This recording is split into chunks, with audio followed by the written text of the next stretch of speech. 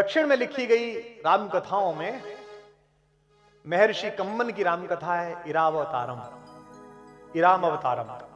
उसमें एक बहुत अद्भुत प्रसंग है जो वाल्मीकि रामायण तुलसी रामायण में नहीं है।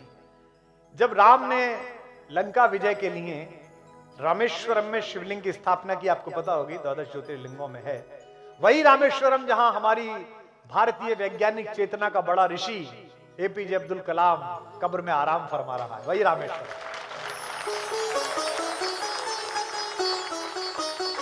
जब उन्होंने शिवलिंग की स्थापना की तो उन्होंने कहा कि आसपास कोई आचार्य ढूंढ के लाइए, कोई पुजारी, कोई ब्राह्मण ढूंढ के लाइए जो मेरा यज्ञ करा दे। तो जामवंत ने कहा कि महोदय, इस जंगल में समुद्र तट पर केवल पेड़ हैं, वनवासी हैं, हम में से तो किसी को पता नहीं है। तो उन्होंने कहा आचार्य ऐसा लाइए जो शैव और वैष्णव परंपराएं दोनों का सम्मिलन हो, जिसे दोनों चीजें आती हो। तो जामवंत ने कहा कि ऐसा तो एक ही आदमी है पर वो हमारा शत्रु है, पुलस्त मुनि का नाती है, वैष्णव है और शिव का भक्त है, दोनों परंपराओं का पोषक है और कर्मकांडी है, सब जानता है। तो राम ने कहा कि एक बार जाके देखिए, बात करके देखिए। तो ये इरावतारम में कथा आती है, कितनी अच्छी है। दुश्मन भी हो तो ऐसा हो, सामने वाला भी, हाथ में आंख में पानी नहीं, हाथ में खंजर नहीं, आंखों में पानी चाहिए।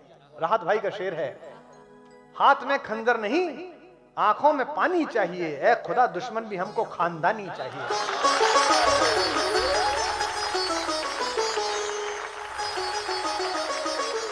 तो रावण जैसा आचार्य, जामवंत जब लंका पहुंचे राम के कहने पर, महर्षि कम्मल लिखते हैं कि यह बात रावण को पता चली कि जामवंत आए हैं। जामवंत उनके पितामह के दोस्त रह चुके हैं, तो उनको लगा कि मेरे बाबा के दोस्त हैं तो आदर करना चाहिए। उसने राक्षसों से कहा कि मेरे महल तक का रास्ता बताने के लिए उन्हें कष्ट ना हो, हर जगह राक्षस हाथ जोड़कर खड़े हो जाए और जिधर की तरफ इशारा कर दें उधर जामवंत चलें। कथा आती है कंब की रामायण में महर्षि कम्मन की कि जामवंत, चूंकि शरीर आकार बड़ा था उनका, तो उनको रास्ता दिखाते दिखाते रावण के पास तक ले गए। उन्होंने, रावण ने उन्हें प्रणाम किया, खड़े होकर पैर छुए और कहा कि मैं आपका स्वागत करता हूं राक्षस राज रावण, किस लिए आप आए हैं? तो उन्होंने कहा मैं चाहता हूं कि मेरे यजमान की आप आचार्य बन जाएं। तो उसने कहा कि स्वीकृति से पूर्व मुझे विचार करना पड़ेगा और विचार में देरी लगेगी, तो अगर आप आसन ग्रहण कर लेंगे तो अच्छा होगा, मैं भी बैठ पाऊंगा। जामवंत बैठ गए। रावण ने पूछा कि आपका यजमान कौन है?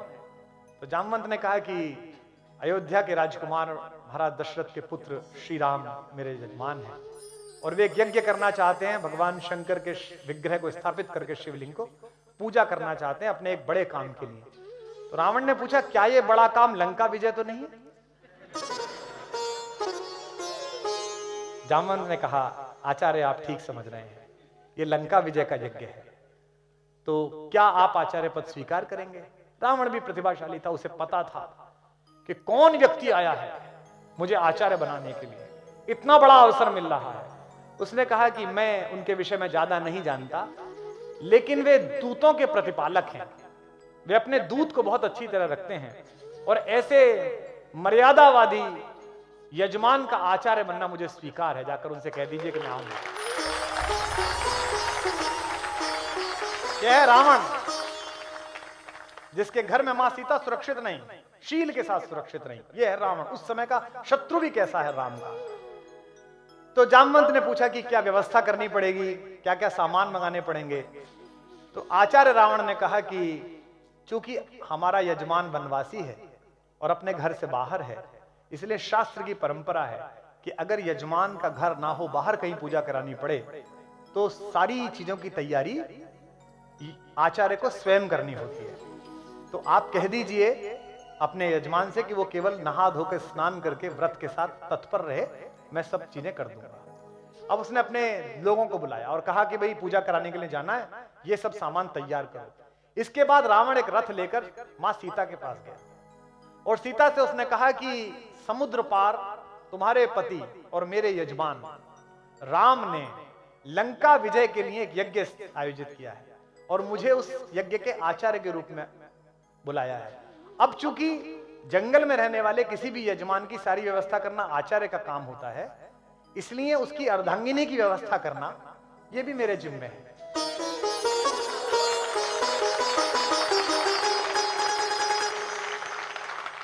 तो ये रथ खड़ा हुआ है, ये पुष्पक विमान है, तुम इसमें बैठ जाओ, लेकिन तुम ध्यान रखना वहां भी तुम मेरी ही सुरक्षा में हो, मेरी ही कैद में हो। और मैं आचार्य रावण तुमसे ये कहता हूं कि तुम मेरे यजमान की अर्धांगिनी के नाते, अर्ध यजमान के नाते इस पर बैठ जाना। कम्मन राम कथा में प्रसंग आता है कि यह सुनकर देवी सीता ने रावण को आचार्य कहकर प्रणाम किया, जो आज्ञा आचार्य। और अगली बात सुनिए, और उनके प्रणाम करने पर उसी रावण ने देवी सीता को अखंड सौभाग्यवती भव का आशीर्वाद दिया।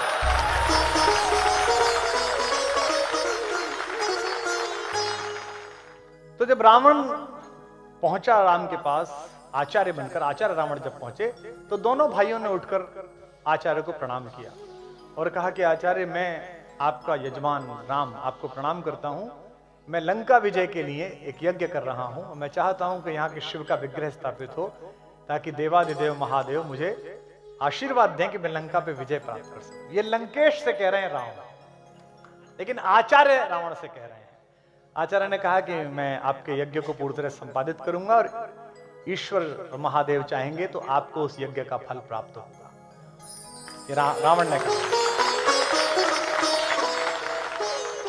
तैयारियां शुरू करिए तो बताया कि हनुमान गए हैं शंकर का विग्रह लेने के लिए, शिवलिंग लेने के लिए। अब हनुमान गए हैं तो ये भी पता नहीं कि वो महादेव को डायरेक्ट लाएंगे या कोई शिवलिंग लेके आएंगे, क्योंकि हनुमान की तो इस चीज में एक्सपर्टीज है कि उन्हें दवाई मंगाने भेजो तो मेडिकल स्टोर ले आते हैं उठा के। तो आचार्य रावण ने कहा कि पूजा में देरी संभव नहीं है, मुहूर्त नहीं टल सकता, इसलिए आप बैठिए और आपकी धर्म पत्नी वे कहाँ है, उन्हें बुलाइए।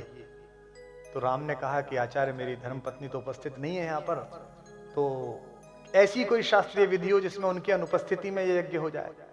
तो रावण ने कहा यह संभव नहीं है, केवल 3 प्रकार से इसकी अनुमति है। एक, या तो आप विदुर हो, आपकी पत्नी नहीं हो, दूसरे आप अविवाहित हो, आपका विवाह नहीं हुआ हो, और तीसरे आपकी पत्नी ने आपको त्याग दिया हो। क्या तीनों स्थितियां हैं? तो राम ने कहा तीनों स्थितियां तो नहीं है। अब राम ये कैसे कहें कि आप ही हैं उसके कारण, क्योंकि वे तो आचार्य हैं। तो जामवंत ने कहा कि आचार्य फिर इसकी क्या व्यवस्था है? तो उन्होंने कहा कि जब कोई यजमान जंगल में हो और उसके पास यज्ञ को पूरा करने के समस्त साधन ना हो, तो आचार्य की जिम्मेदारी होती है कि वो यज्ञ के साधन उपस्थित कराए। तो आप विभीषण को और अन्य अपने मित्रों को भेज दीजिए, मेरे यान में अर्ध यजमान सीता बैठी हुई है, उन्हें बुला लाइए यहाँ। ये इरारामावतारम में जो कम्मन के लाल रखी उसमें प्रसंग है। उसके बाद पूजन हुआ, विधिवत पूजन हुआ।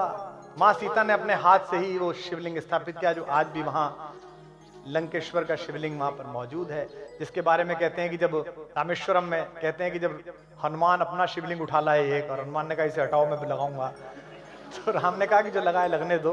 जब हनुमान नहीं माने, कहा महाराज मैं तो लेके आया हूं, तो राम समझ गए कि इन्हें थोड़ा सा अपने बल पर अहंकार आ रहा है, तो राम ने कहा इसे हटा लो। और सुनते हैं कि पूरा हनुमान ने जोर लगाया, वो शिवलिंग नहीं हटा। इसलिए राम ने फिर वरदान दिया कि तुम्हारा शिवलिंग भी यहाँ उपस्थित रहेगा। तो रामेश्वरम में उनके द्वारा स्थापित भी एक शिवलिंग है, जो हनुमानेश्वर के नाम से जाना जाता है, कि हनुमान के द्वारा स्थापित शिवलिंग। यज्ञ संपन्न हुआ और दोनों यजमानों ने, राम और सीता ने, आचार्य रावण को प्रणाम किया।